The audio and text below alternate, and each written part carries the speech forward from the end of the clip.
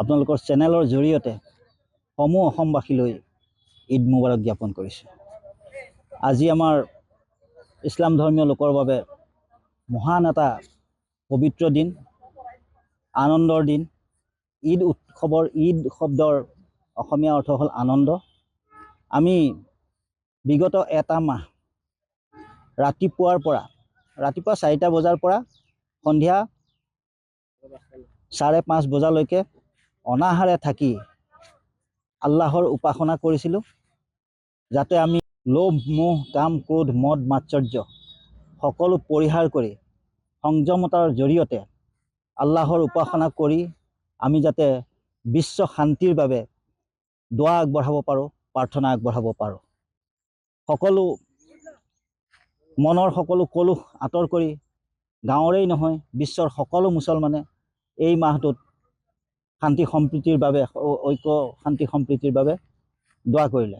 তাৰ পাছত আল্লাহ পাকে আমাক এটা মহান আনন্দৰ দিন দিলে। আজিৰ দিনটো ঈদ উল ফিতৰৰ দিন, আৰু এই দিনটোত আমি বাকুলা গাঁৱৰ সমূহ ৰাইজ একত্ৰিত হৈ ইয়াত এই ঈদগাহত নামাজ আদায় কৰিলোঁ।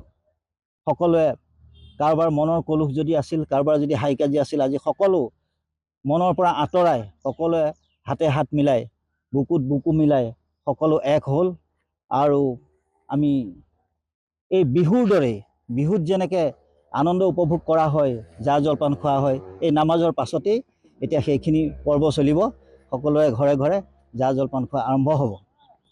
এইখিনিতে এটা কথা নক'লে আমাৰ কোৱা আধৰুৱা হ'ব যে আমি যিখন ঠাইত আজি নামাজ পঢ়ি আছোঁ, এইটো এটা বৃহৎ এটা পুখুৰী আছিল, কিন্তু আমাৰ সৌভাগ্য, আমাৰ জনপ্ৰিয় বিধায়ক, আমাৰ গাঁৱৰ আত্মীয় স্বজনৰ দৰে এগৰাকী ব্যক্তি তেখেতে এটা অনুদান আগবঢ়াই, এটা শকত অনুদান আগবঢ়াই এই পুখুৰীটো মাটি ভৰাই সমান কৰি ঈদগাহ হিচাপে প্ৰস্তুত কৰাৰ সুবিধা প্ৰদান কৰিলে। আৰু তেতিয়াৰে পৰা আমি ইয়াত ঈদৰ নামাজ পঢ়িবলৈ আমি সুবিধা পাইছোঁ। আৰু লগতে তেখেতে এইবাৰো 5 লাখ টকা আগবঢ়াইছে আমাৰ এই ঈদগাহ আৰু কবৰস্থানৰ বাবে।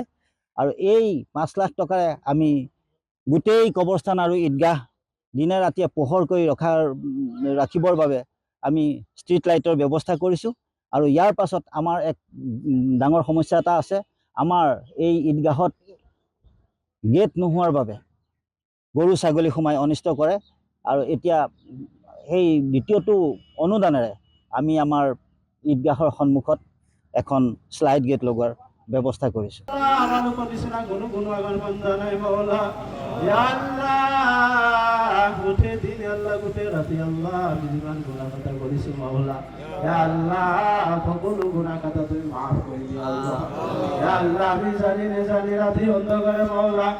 আল্লাহ কিমান ভুলটুটি হৈ গৈছে মাওলা, আল্লাহ যিমানে ভুলটুটি কিয় নহওক আল্লাহ তুমি তো রহমান, তুমি রাহিম মাওলা। আল্লাহ তুমি দয়া মায়া করিয়া হুয়া মানুষের হাতত তুমি নাজাতের ফয়সালা করে দিয়া মাওলা। ইয়া রাব্বাল আলামিন, ইয়া আহকামাল হাকিমিন, ইয়া আল্লাহ, ইয়া আল্লাহ বাবা তোমার ফরাজিলকে জীবন উম্মত মুসলিমা তোমার হাওলা হয়েছে মাওলা। ইয়া আল্লাহ সকলের হকত তুমি মাগফিরাতের ফয়সালা করে দিয়া আল্লাহ। ইয়া আল্লাহ সকলের হকত তুমি নাজাতের ফয়সালা করে দিয়া আল্লাহ। ইয়া আল্লাহ বিশেষ করে আল্লাহ মালুকার আল্লাহ দাদা দাদি নানা নানি আল্লাহ মাতা পিতা ভাই বেরাদার দোস্ত সাহাবা উস্তাদ যে কবুল তোমার হাওলা হয়েছে মাওলা। ইয়া আল্লাহ সকলের হকত তুমি নাজাতের ফয়সালা করে দিয়া আল্লাহ। ইয়া আল্লাহ যে সকল জীবিত আছে তুমি নেক হায়াত দারাজ করা মাওলা। ইয়া আল্লাহ যে সকল বিমার আছে তুমি শিফা দিয়া মাওলা। ইয়া আল্লাহ যে সকল পেরেশান আছে তুমি পেরেশান দূর করে দিয়া মাওলা। ইয়া রাব্বাল আলামিন, ইয়া আহকামাল হাকিমিন, ইয়া আল্লাহ গোটে বিশ্বের কারণে তোমার সাথে হাত বাড়াইছো মাওলা। ইয়া আল্লাহ তুমি গোটে